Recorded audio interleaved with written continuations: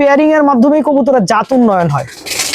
তার মানে হইতেছে কবুতরের রেসিংটা আমার তো 100% লাগবেই। টাইম কবুতর যদি এইভাবে মনে করেন আপনার লোহার খাঁচার উপরে বসে থাকে, কবুতরের কিন্তু বুক ব্যাকা হয়ে যেতে পারে।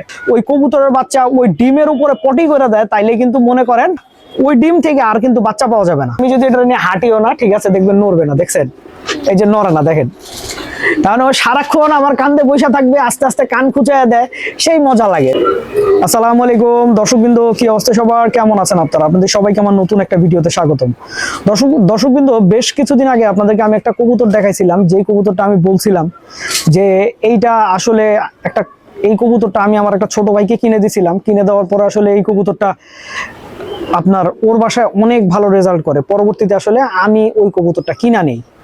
তো দর্শকবৃন্দ, এই কবুতরটা অবশেষে আমি বাসায় নিয়ে আসছি।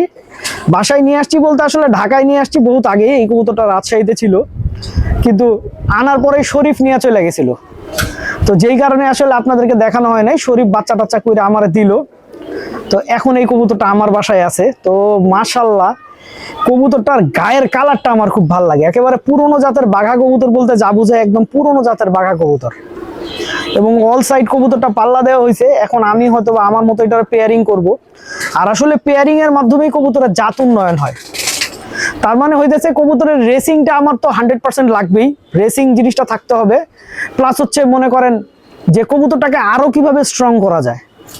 তো এই কবুতরটা কিন্তু আমি যেখান থেকে নিয়ে আসছি, ও মোটামুটি 4 সাইড ভালোই পাল্লা দিছে। তো এখন দেখতে হবে যে আমি যেন ওর বাচ্চাকেও ভালো করতে পারি, ওর বাচ্চাও যেন ওর মতো ভালো রেজাল্ট করে।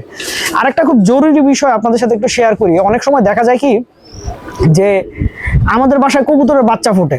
বাচ্চা ফোটার পরে দেখবেন কি যে এই বাচ্চা মাঝে মধ্যে ওর বাবা মা ঠিকঠাক মতো খাওয়ায় না, যে কারণে দেখা যায় আপনার বাচ্চা ক্ষুধার কারণে যে ওর যে বসার যে ঝুড়ি আছে, সেই ঝুড়িতে না বসে নিচে নেমে যায়।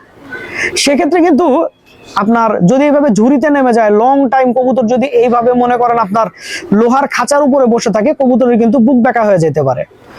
আর যারা আপনারা অনেকেই জিজ্ঞেস করেন আমার কবুতরের বুক ব্যাকা কেন হয়েছে কেন হয়েছে, এখন আপনি নিজেকে প্রশ্ন করেন যে আপনার কবুতর এমন করে কিনা। আর এটাই হচ্ছে কবুতরের বুক ব্যাকা হওয়ার সবচাইতে বড় কারণ। আরেকটা জিনিস, অনেক সময় দেখা যায় যে আমাদের কবুতর ডিম পারছে। তো ডিম পাড়ার সাথে সাথে পুরনো যে বাচ্চা আছে, সেই বাচ্চাটাও আসলে ধাপড়ির মধ্যে বা খাঁচার মধ্যে আসলে আছে। তো কবুতরটা সবসময় ডিমে তা দেয় না। দেখা যায় খাবার দিছি, খাবার দেওয়ার কারণে কবুতরটা ডিম থেকে উঠে গেছে। তো এই টাইমে দেখা যায় কি আপনার মনে করেন কবুতরের বাচ্চা যে ওই হাড়িতে বসে, কিংবা যদি ওই কবুতরের বাচ্চা ওই ডিমের উপরে পটি করে দেয়, তাইলে কিন্তু মনে করেন ওই কবুতর থেকে ওই ডিম থেকে আর কিন্তু বাচ্চা পাওয়া যাবে না। এর জন্য অবশ্যই যখন আপনার কবুতরের বাচ্চা আছে প্লাস কবুতর ডিমে তা দিতেছে, এই সময়টা একটু সতর্ক থাকবেন। কবুতরকে খাবার দেওয়ার পরে কিছুক্ষণ সময় একটু খেয়াল রাখলেন, তাইলেই হবে। নাহলে কিন্তু প্রচুর কবুতরের ডিম নষ্ট হওয়ার একটা সম্ভাবনা থাকে।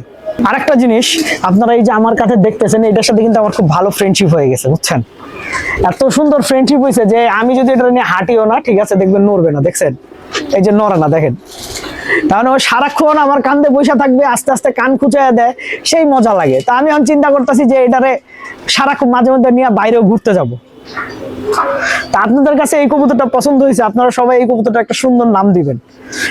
আর সবচেয়ে বড় কথা, টেম্প করা কবুতর, এটা তো বলে টেম্প করা কবুতরের একটা বিশাল বড় ভাই ঝামেলা আছে। সেটা হচ্ছে এটার হাতে ধরে ধরে খাওয়াইতে হয়। তো এটা খাবার নিজে খাইতে পারে, ঠিক আছে, এটার হাতে ধরে খাবার খাওয়াইতে হয় না।